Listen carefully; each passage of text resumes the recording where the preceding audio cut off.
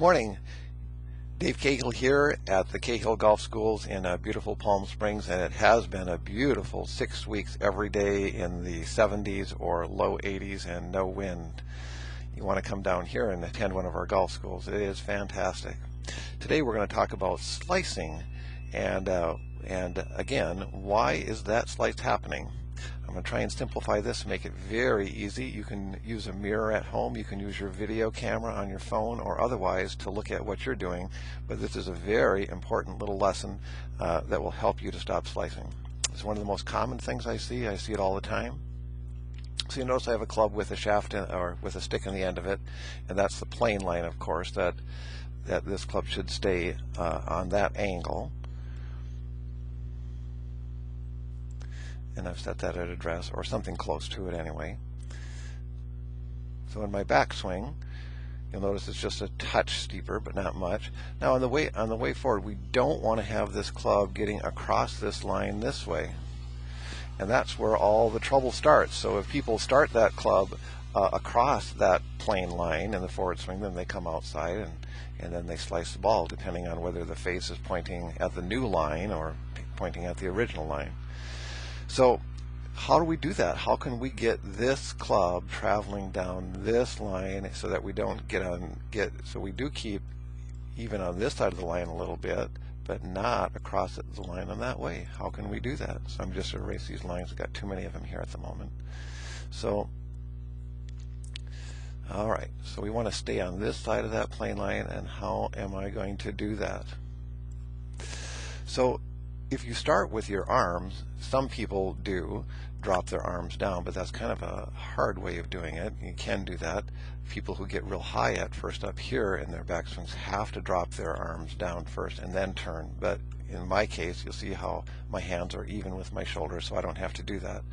All I have to do is just turn correctly and let my arms follow my hip turn and my shoulder turn. So I'm going to turn this so that the club, I'm going to basically keep my hands, my arms, so that they're following the turn. Instead of like pushing with my arms and hands, I'm going to have them follow down. So as I turn my shoulders, I'm going to turn it so this club follows this line. I'm not pushing with my hands or arms. As soon as you push with your hands and arms, for many people what they do is watch, and usually it's your right, it could be your left too, or your right hand, and then they push and turn their shoulders over the top this way. This is the most common thing I see, this little move right here. And it can happen early or it can happen late. And then everything gets real steep and across the line, and now I'm going to cause a slice because we're coming from the inside out. But if we turn correctly and just keep our arms and hands in place without pushing them, and we just turn our shoulders down, that's not going to happen. So watch this. So I'm saying keep it on, and basically I don't mean behind the line, but keep it on that line or maybe slightly below it. And so when I turn now, watch where this club goes, because I'm not going to be pushing my arms or hands. I'm just going to turn this thing. And in fact, I went down below it, but at the same angle. Got a little bit flat on because I'm trying to demonstrate what happens here.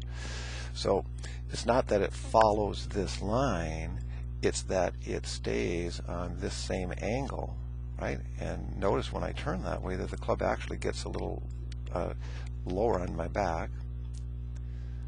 And then it turns, and I got underneath the angle quite a bit because I'm trying to demonstrate it, but it turns down this way. So that's not because I'm pushing my arms down that way. It's because as I turn, and I turn my shoulders and stay in that little spine angle tilt, it comes right down and it goes into the ball. And in this case, it came down and in on the inside.